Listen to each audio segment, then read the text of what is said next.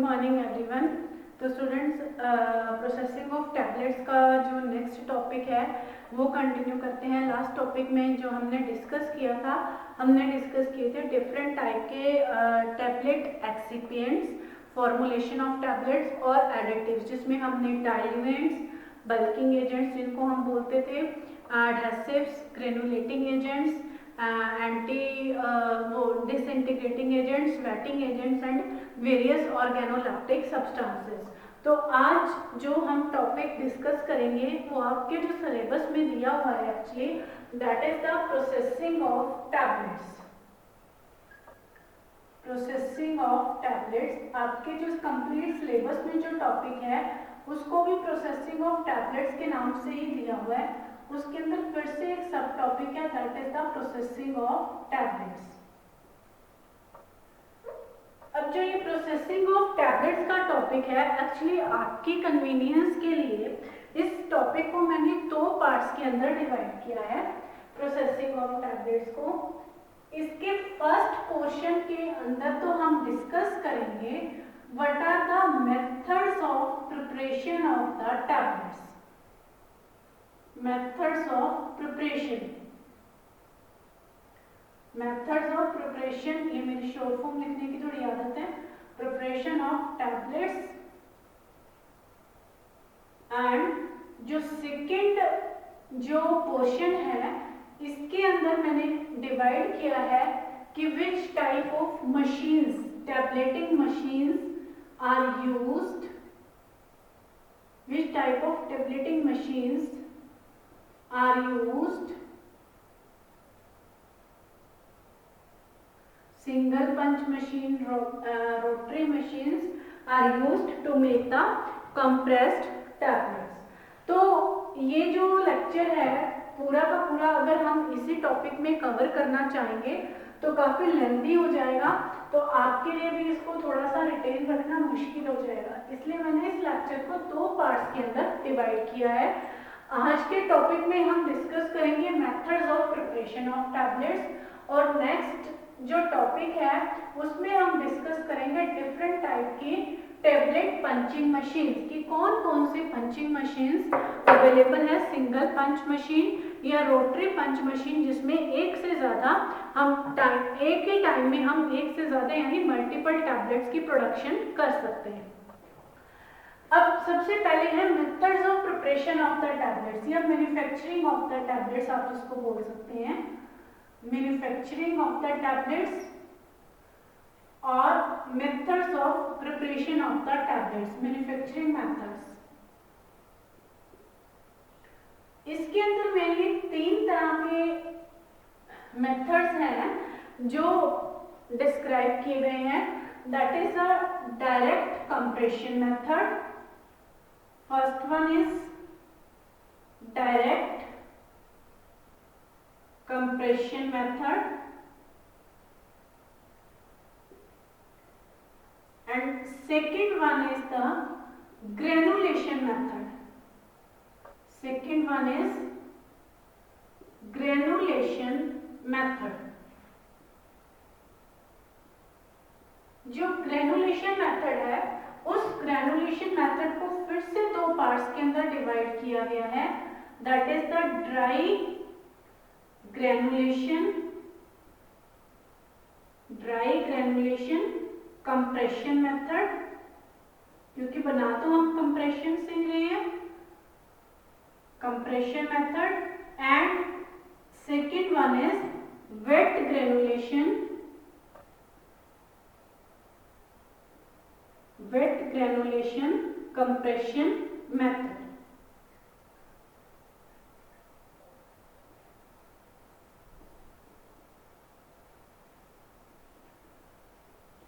ये तीन मेथड्स हैं जो आज की क्लास में हमने डिस्कस करने हैं। सबसे पहले हम यहाँ डिस्कस करते हैं what is the dry granulation method. Dry granulation जो मेथड होता है, ड्राई ग्रेनुलेशन मेथड एक्चुअली उन ड्रग्स के लिए यूज किया जाता है जिन ड्रग्स को हम डायरेक्टली कंप्रेस कर सकते हैं। डायरेक्टली कंप्रेस का क्या मतलब है कि हमने इसमें कोई बाइंडर ऐड नहीं करना, कोई एडहेसिव ऐड नहीं करना, हमने इसका कोई डफ मास नहीं बनाना। डफ मास मतलब जैसे आटा गूंथते हैं इस तरह से, कोई हमने इसके अंदर ग्रेन्यूल्स नहीं बनाने। हमने सिर्फ मटेरियल लिया और उस मटेरियल को हमने इसको डायरेक्टली कंप्रेस करना है। लेकिन हम ये जो डायरेक्ट कंप्रेशन मेथड है, हम किस टाइप की मेडिसिन के लिए या किस टाइप के मटेरियल के लिए direct compression method follow up कर सकते हैं, वो जैसे आप सपोज ये लगा लो कि जैसे एस्पिरिन हो गई, एस्पिरिन को हम डायरेक्टली कंप्रेस कर सकते हैं, या इसके अलावा और भी वो मटेरियल जिसको हम एज जो हमने डाइल्यूएंट्स में पढ़े थे। डाइल्यूएंट्स में हमने क्या पढ़ा था? कार्बोक्सीमिथाइल सेलुलोज, लेक्टोज, डेक्सट्रोज, जो डाइल्यूएंट्स का काम करते हैं, diluents as well as bulking agent है, इनको हम डायरेक्टली कंप्रेस कर सकते हैं। जैसे सपोज लैक्टोज है, लैक्टोज की अगर हमें टैबलेट बनानी है, या डेक्सट्रोज है, डेक्सट्रोज की अगर हमें टैबलेट बनानी है, तो इनको हम इसके अंदर डायरेक्टली कंप्रेस कर सकते हैं। इसके लिए हमें कोई भी ग्रेनुलेशन करने की या पहले ग्रेन्यूल्स बनाकर उनको फिर से कंप्रेस करने की जरूरत नहीं है। अब जो डायरेक्ट ग्रेनुलेशन मेथड के अंदर होता क्या है? What is the direct granulation method? Direct granulation method को ग्रेनुलेशन वर्ड में बार बार गलती यूज करी, direct compression method. Direct compression method की शॉर्ट फॉर्म हम यहाँ DCM यूज कर सकते हैं। तो डायरेक्ट कंप्रेशन मेथड को हम कैसे शो करेंगे? What is the direct compression method? Direct compression method के अंदर हम क्या करते हैं? First we will take the drug. Drug के अंदर हमने डाला डाइल्यूएंट प्लस जो भी हमने डाला इसके अंदर लुब्रिकेंट और डिसइंटीग्रेंट। ये चारों चीजें हमने एक ही साथ में इनको सबको हमने मिक्सअप किया। ड्रग जिस भी एक्टिव इंग्रेडिएंट की, सपोज हमें एस्पिरिन की टैबलेट बनानी है, हमने ड्रग ली, उसमें जितना हमने डाइल्यूएंट ऐड किया उसका बल्किंग अमाउंट इंक्रीज करने के लिए, लुब्रिकेंट ऐड किया उसकी फ्लो प्रॉपर्टीज ऐड करने इंप्रूव करने के लिए, और डिसइंटीग्रेंट ऐड किया। इन सबको प्रॉपर हमने ऐड किया। ऐड करने के बाद हमने क्या किया? Simply mix properly. इसको हमने प्रॉपरली इनको मिक्स किया एंड मिक्स करने के बाद डायरेक्टली कंप्रेस। बहुत इजी मेथड है कि सिर्फ आप अपने सारे के सारे एक्टिव इंग्रेडिएंट्स लिए, सभी एक्टिव इंग्रेडिएंट्स को आपने लेकर प्रॉपरली मिक्स किया। सीव, इससे पहले आप चाहो तो इसको सीव कर सकते हो। सीव करने का यहाँ आप चाहो तो इसमें सीविंग कर सकते हो। सीविंग करने से क्या होगा कि एक यूनिफॉर्मिटी आ जाएगी। अगर किसी तरह के आपके पाउडर्ड मटेरियल में लम्प्स होंगे तो वो लम्प्स उसमें रिमूव हो जाएंगी और उसको हमने कंप्रेस कर दिया। अब देखो ये जो डायरेक्ट कंप्रेशन मेथड है कितना इकोनॉमिकल होगा। ना तो इसमें हमने बाइंडिंग एजेंट के ऐड किए, ना इसमें हमने एडहेसिव्स ऐड किए, ना इसमें हमने वेटिंग एजेंट ऐड किए, और ये प्रोसेस कितना ज़्यादा इजी भी होगा, कितना लेस टाइम कंज्यूमिंग भी होगा, और कितना मतलब ऑपरेट करना भी इजी होगा। तो इस हिसाब से जो इस मेथड से जो भी टैबलेट्स बनाई जाएंगी, ऑब्वियसली वो टैबलेट्स भी कंपैरेटिवली ज़्यादा इकोनॉमिकल होगी। लेकिन इस जो डायरेक्ट कंप्रेशन मेथड से एक जो डिसएडवांटेज सामने आती है वो ये डिसएडवांटेज है कि इसके अंदर जैसे हमने ये अलग अलग इंग्रेडिएंट्स मिक्स किए हैं, ऑब्वियसली इनकी डेंसिटी डिफरेंट होगी। जब आप इनको मिक्स करके कंप्रेस करेंगे तो मशीन की वाइब्रेशन के टाइम हो सकता है ये डेंसिटी वाइज सारे के सारे ऊपर या नीचे इनके पार्टिकल सेटल हो जाएं और जो आपकी टैबलेट है उसमें यूनिफॉर्मिटी के चांसेस कम हो जाएं। टैबलेट के अंदर अनइवन, जैसे डाइल्यूएंट है, लुब्रिकेंट है, उसके अंदर यूनिफॉर्मिटी के चांसेस कम हो सकते हैं। एक ये इसके अंदर एरर आ सकता है। नेक्स्ट जो इसके अंदर हम मेथड करेंगे दैट इज द, सब पहले हम इसके अंदर डिस्कस करेंगे वेट ग्रेनुलेशन मेथड। इसको रख कर तो ये चार्ट तो आपको समझ में आ गया। चार्ट तो मैंने इसलिए बनाया था ताकि कौन सी चीज हम कहाँ से पिकअप कर रहे हैं, कि किस मतलब सीक्वेंस में हमने उसको फॉलो किया। सबसे पहले हमारे पास wet granulation method.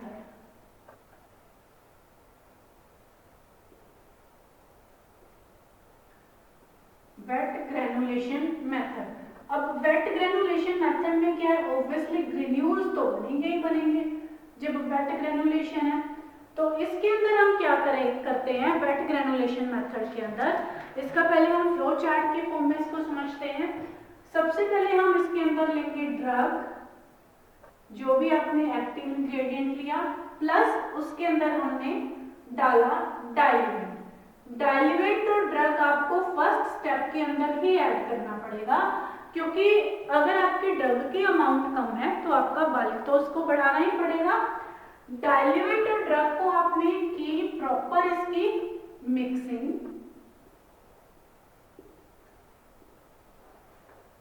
Then mixing करने के बाद आपने इसको क्या किया, we will add some wetting agents, we will add some wetting agents और बाइंडर्स। वेटिंग एजेंट्स और आपने इसके अंदर क्या किया, बाइंडर्स डाले। वेटिंग एजेंट्स और बाइंडर्स डालने के बाद आपने क्या किया, जब आपने उसमें देखो इसको सिंपल आप एक प्रोसेस के हिसाब से चलते जाओ, आपको ये फ्लो चार्ट को रटने की जरूरत नहीं है। आपने क्या किया, ड्रग ली, ड्रग के अंदर आपने सिंपल इसमें डाइल्यूएंट ऐड किया, डाइल्यूएंट को आपने प्रॉपर मिक्स किया। मिक्स करने के बाद हम क्या करेंगे, उसका आटा गूंदेंगे, डफ मास बनाएंगे। डफ मास बनाने के लिए हमें उसमें बाइंडर या वेटिंग एजेंट ऐड करेंगे। अब उसके बाद क्या होगा, जब आपका वेटिंग एजेंट बन जाएगा, हमने उसके ग्रेन्यूल्स बनाने हैं। तो ग्रेन्यूल्स बनाने के लिए क्या करेंगे, we will pass from the sieve number 30 to 60।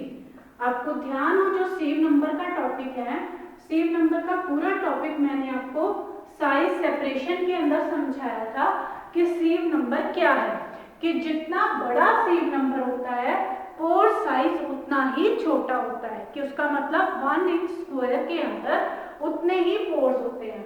30 to 60 जो सीव है, उस सीव 30 to 60 का मतलब है कि आप 30 सीव नंबर से लेकर 60 सीव नंबर तक का कोई भी सीव नंबर चूज कर सकते हैं, और उसमें से हम पास करके इसके ग्रेन्यूल्स बनाएंगे। ग्रेन्यूल्स मतलब छोटे दानेदार स्ट्रक्चर। तो ये बन गए आपके यहाँ पे ग्रेन्यूल्स। अब आपने इन ग्रेन्यूल्स को क्या करना है, अब इन ग्रेन्यूल्स के को आप करेंगे proper dry. We will dry these granules, क्योंकि ग्रेन्यूल्स है तो ऑब्वियसली गीले भी होंगे, गीले होंगे तो वो फिर से चिपक जाएंगे, क्लोक हो जाएंगे। ड्राई करने के लिए हम इसको क्या करेंगे, ट्रे ड्रायर के अंदर, जो हमने ड्रायर पढ़ा था ट्रे ड्रायर में हम अराउंड 50 डिग्री सेल्सियस के ऊपर इसको ड्राई करेंगे। और अगर सपोज कोई थर्मोलेबाइड रख है, कोई हमें लगता है कि इतने हाई टेम्परेचर पे हम उसे ड्राई नहीं कर सकते, तो आप सिंपल एक फिल्टर पेपर, जो बटर पेपर है, उसके ऊपर आप या सिंपल ट्रे के ऊपर फैलाकर आप उसको रूम टेम्परेचर पे 24 आवर्स के लिए लीव कर सकते हैं, जिससे आपकी ग्रेन्यूल्स प्रॉपर ड्राई हो जाएंगे। इसके अंदर किसी भी तरह का कोई भी मॉइस्चर कंटेंट नहीं होना चाहिए। नाउ उसके बाद आप क्या करेंगे, हम इन ग्रेन्यूल्स को दोबारा से सीव करेंगे। We will sieve again these granules from sieve number 5 to 10। अब हमने इनको दोबारा सीव नंबर 5 to 10 से पास किया है, क्योंकि हमें बड़े बड़े ग्रेन्यूल्स नहीं चाहिए, हमें चाहिए छोटे ग्रेन्यूल्स। ठीक है, सीव नंबर 5 to 10 से जो छोटे ग्रेन्यूल्स जैसे पास हो जाएंगे, एक तरह से क्या होगा कि यूनिफॉर्मिटी आ जाएगी ग्रेन्यूल्स के अंदर। हमारे पास जो एक ग्रेन्यूल्स बचेंगे ऊपर, वो सेम साइज के ग्रेन्यूल्स बचेंगे, जो सबसे छोटे छोटे ग्रेन्यूल्स होंगे वो रिमूव हो जाएंगे। उसके बाद हम इसमें क्या ऐड करेंगे, we will add some lubricants add करेंगे, या इसके अंदर हम ऐड करेंगे कुछ ग्लाइडेंट्स, लुब्रिकेंट्स, ग्लाइडेंट्स, और अगर आप चाहो तो इसके अंदर हम कुछ डिसइंटीग्रेटिंग एजेंट्स भी ऐड करेंगे। डिसइंटीग्रेटिंग एजेंट्स, ये तीनों चीजें हमने इसमें ऐड कर दी। Disintegrating agents, glidants and lubricants, and then we will compress them through the compressing machine. Then we will compress them through the tablets, compressed tablet bunching machine.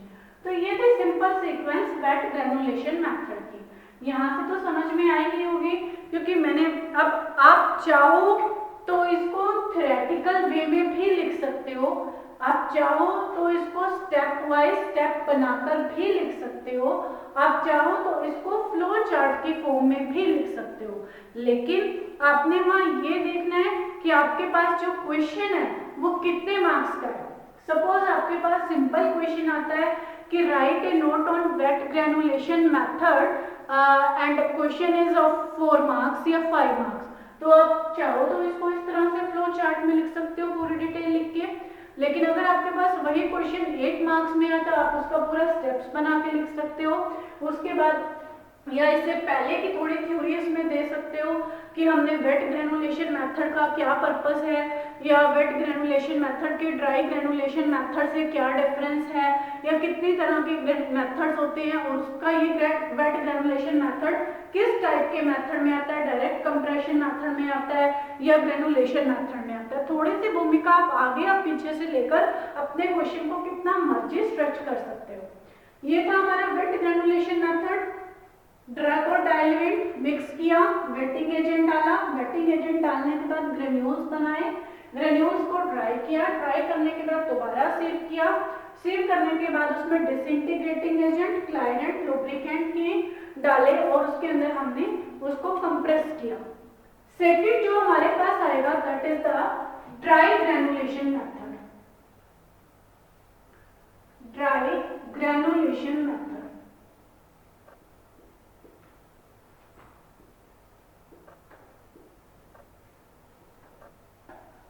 एक चीज और आप ध्यान में रखिए कि जो वेट ग्रेनुलेशन मेथड है हम सिर्फ उन ड्रग्स के लिए यूज कर सकते हैं जो मॉइस्चर सेंसिटिव नहीं होती, मतलब कि मॉइस्चर की वजह से डिग्रेड नहीं होती, जिनकी स्टेबिलिटी मेंटेन रहेगी। अगर कोई ऐसे ड्रग्स हैं जो मॉइस्चर सेंसिटिव हैं, जिनका लगता है कि अगर हम उनको वेट करेंगे तो उसके कारण उनकी स्टेबिलिटी पे इफेक्ट पड़ सकता है, वो डिसइंटीग्रेट हो सकती हैं, तो उस केस में हम ड्राई ग्रेनुलेशन मेथड को यूज करते हैं। ड्राई ग्रेनुलेशन मेथड का जो दूसरा नाम है that is the स्लगिंग method. Slugging method, अब इसको भी इसी तरह से स्टेप बाय स्टेप चलते हैं स्लगिंग मेथड का।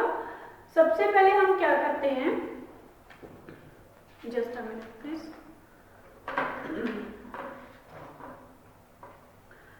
स्लगिंग मेथड, स्लगिंग मेथड में हम क्या करते हैं, first we will mix the drug,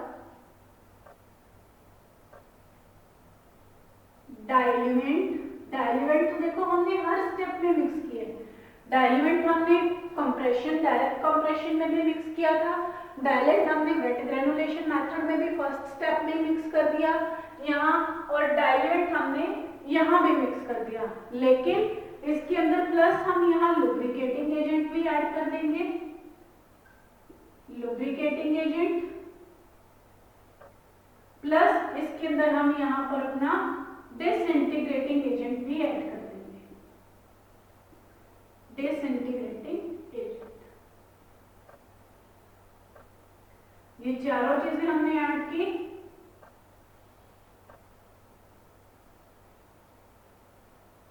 अब इन चारों चीजों को मिक्स करने के बाद, ऐड करने के बाद हम क्या करेंगे, we will do the proper mixing. Mixing करने के बाद प्रॉपर सीविंग। सीविंग करना क्यों जरूरी है, सीविंग करना इसलिए जरूरी है क्योंकि हमारी जो हो सकता है कि जो हम मटेरियल यूज कर रहे हैं उसमें लम्प्स होंगे, तो हमारे पास जो नीचे मटेरियल आएगा वो हमारा एक यूनिफॉर्म मटेरियल आएगा। अब हम उसके करेंगे, then we will pass this material, then we will pass through compression, through compression। हम इसके अंदर कोई देखो वेटिंग एजेंट या कोई बाइंडिंग एजेंट या कुछ भी नहीं डाल रहे हैं, इसको हमने सिंपल पास किया है थ्रू कंप्रेशन। इसके लिए स्पेशल टाइप की मशीन आती है, रोटरी टाइप मशीन है, उसका नाम मेरे दिमाग से थोड़ा स्किप हो गया, मैं नेक्स्ट लेक्चर में आपको बता दूंगी। उसका मशीन का एक्चुअली जो स्ट्रक्चर है कुछ इस तरह से होता है, जैसे ये है होपर, जिसके थ्रू आपका ये जो चारों चीजें हमने मिक्स की हैं, इन सभी मटेरियल को हमने यहाँ डाला और यहाँ ये आपकी है रोटरी मशीन। इस तरह से दो रोटर्स लगे हुए हैं, ये रोटरी मशीन। तो जब ये मटेरियल इसमें से पास होगा तो ये रोटरी मशीन में से ये जो मटेरियल है आपका कंप्रेस होके इस तरह से छोटे छोटे स्लग्स की फॉर्म में कन्वर्ट हो जाएगा। ये जो रोटर्स हैं दो, ये दोनों एक दूसरे के अपोजिट डायरेक्शन में घूमते हैं, तो ये छोटे छोटे स्लग्स के फॉर्म में कन्वर्ट हो जाएगा। अब ये स्लग्स क्या होते हैं? स्लग्स होती है एक तरह के रफ टैबलेट्स, जिनका कोई पर्टिकुलर साइज नहीं होता, पर्टिकुलर शेप नहीं, आप ये समझो कि छोटे छोटे लम्प्स की फॉर्म में हो जाएगा। अब हम क्या करेंगे, जब ये स्लग्स बन जाएंगे, स्लग्स को हम क्या करेंगे, we will do the milling. Milling मतलब इन स्लग्स का हम साइज रिड्यूस करेंगे। साइज रिड्यूस करने के बाद we will pass the slugs through a particular sieve, through a particular sieve. Sieve में से जब हमने उसको पास किया पर्टिकुलर सीव में से, तो हमारे पास क्या बन गए, ग्रेन्यूल्स। और इन ग्रेन्यूल्स को हम क्या करेंगे, we will directly compress, we will directly compress into the tablet। अब इन दोनों के अंदर देखो डिफरेंस क्या हुआ, इनके अंदर डिफरेंस हुआ कि एक तो हमने इसमें यहाँ पे वेटिंग एजेंट और बाइंडिंग एजेंट ऐड किए थे, हमने यहाँ कोई भी वेटिंग या बाइंडिंग एजेंट ऐड नहीं किए, क्योंकि रीजन क्या है कि जो ड्राई ग्रेनुलेशन मेथड है, ड्राई ग्रेनुलेशन मेथड हम सिर्फ यूज ही उन टाइप के मटेरियल्स के लिए करते हैं जो थर्मोसेंसिटिव जो मॉइस्चर सेंसिटिव या हाइग्रोस्कोपिक सेंसिटिव होती हैं, जिनको मॉइस्चर से अगर हम गीला करेंगे तो उनकी स्टेबिलिटी इफेक्ट हो सकती है। तो उसके केस में अगर ऐसा कुछ नहीं होता तो फिर तो हम इसको वेट ग्रेनुलेशन मेथड से ही कर लेते हैं। Wet granulation method most commonly use किया जाता है, मोस्टली जो लैब्स में भी सिखाया जाता है वो वेट ग्रेनुलेशन मेथड ही यूज किया जाता है। तो ये था आपका dry granulation method. Dry granulation method को स्लगिंग मेथड भी बोलते हैं, जिसमें मिक्सिंग आपने ये ध्यान रखना है कि सबसे पहले इंग्रेडिएंट लेने कौन कौन से हैं, ड्रग, डाइल्यूएंट, लुब्रिकेंट और डिसइंटीग्रेटिंग एजेंट। सेम आपने डायरेक्ट कंप्रेशन मेथड में लेने हैं, उसके अंदर तो आपने जस्ट मिक्स करके सीधा कंप्रेस कर दिया। वेट ग्रेनुलेशन में आपने ड्रग और डाइल्यूएंट लेकर मिक्स करके वेटिंग और बाइंडर डालने हैं, उसके बाद ग्रेन्यूल्स बनाने के बाद आपने डिसइंटीग्रेटिंग एजेंट और ग्लाइडेंट यूज करने हैं और फिर आपने उसको कंप्रेस करना है और इसमें आपने स्लग्स बना के फिर उसको कंप्रेस करना है। अब देखो अगर इसमें आपके पास एक डिफरेंस आ जाए कि what is the difference between the dry granulation method and wet granulation method, तो मेरे ख्याल से आप इसको बड़े अच्छे से क्लियर कर सकते हो ड्राई और वेट ग्रेनुलेशन मेथड में कि in the wet granulation method it is used for those types of the drugs which are not moisture sensitive, but dry granulation method is used for the drugs which are the moisture sensitive. It is the typically granulation method where the duct mass is made with the help of wetting or binding agent, but there is no need to add the wetting or binding agent. It is the just a slugging method. अब इस process में क्या होता है कि हमें granules को dry भी करना पड़ता है। यहाँ ग्रेन्यूल्स को हम कहीं ड्राई नहीं कर रहे तो थोड़ी सी लेस टाइम कंज्यूमिंग प्रोसेस भी है, लेस टाइम कंज्यूमिंग प्रोसेस है। तो दूसरी बात है इसमें हम सीविंग भी 2 बार कर रहे हैं, तो हम ये कह सकते हैं कि ये प्रोसेस थोड़ी सी इकोनॉमिकल भी होगी। एक चीज और, इसके अंदर जब हम बाइंडिंग एजेंट डाल रहे हैं, बाइंडिंग एजेंट डालने की वजह से क्या होता है कि पार्टिकल्स प्रॉपर बाइंड हो जाएंगे, तो ड्रग को डिसइंटीग्रेट होने में, टूटने में, डिसॉल्व होने में बॉडी में थोड़ा ज्यादा टाइम लगेगा। तो इसका मतलब इसका डिसोल्यूशन रेट यानी इसका बॉडी के अंदर इफेक्ट आने में थोड़ा ज्यादा टाइम लगेगा as compare to the dry granulation method. अब एक जो लास्ट क्वेश्चन मेरा इसमें ये है कि why we prefer the granules, कि हम ग्रेन्यूल्स क्यों प्रेफर करते हैं पाउडर्स की बजाय। ग्रेन्यूल्स को प्रेफर करने के कई रीजन है। देखिए सबसे पहले तो जब एक पाउडर है, पाउडर्स को हम डायरेक्टली ऊपर से गिराएंगे तो पाउडर्स में ग्रेन्यूल्स की जो फ्री फ्लोइंग प्रॉपर्टीज है वो बेटर होती है पाउडर से, नंबर 1। दूसरा, जब हम पाउडर्स को गिराते हैं, पाउडर्स आपका सपोज डाई के अंदर, यहाँ डाई के अंदर आपका पाउडर है, जैसे मशीन वाइब्रेट होगी तो हो सकता है कि वो पाउडर्स की जो डिफरेंट डेंसिटीज है उस डेंसिटी की वजह से पाउडर आपके ऊपर नीचे सेटल डाउन हो जाए, जिसके कारण आपकी जो ड्रग है उसमें यूनिफॉर्मिटी के चांसेस खत्म हो जाएंगे। जबकि ग्रेनुलेशन के मेथड में ऐसा नहीं होता, क्योंकि ग्रेन्यूल्स में तो सारा कुछ प्रॉपर मिक्स करके बनाया है, इसलिए डेंसिटी की तो कोई प्रॉब्लम ही नहीं है। तीसरी बात है कि जो पाउडर है जब इसके ऊपर से पंच एकदम से ऊपर से प्रेशर से पंच गिरेगा तो कुछ पाउडर आपका बाहर भी उड़ सकता है, जिसके कारण वेस्टेज ऑफ ड्रग है। फोर्थ है कि पाउडर है जो फाइन पार्टिकल्स होते हैं जिसकी वजह से आपके वो डाई या पंच के साथ चिपक सकते हैं, क्लोग हो सकते हैं। तो इसलिए जो मोस्टली हम ग्रेन्यूल्स ही प्रेफर करते हैं to make the tablets as compare to the powders. मेरे ख्याल से ये लेक्चर क्लियर हो गया होगा आपको, तीनों मेथड अच्छे से क्लियर हो गए होंगे। नेक्स्ट लेक्चर में हम इसकी मशीन पढ़ेंगे कि सिंगल टैबलेट बंचिंग मशीन या रोटरी मशीन जिसको मल्टीपल बंचिंग मशीन है, नेक्स्ट लेक्चर में वो कंटिन्यू करेंगे।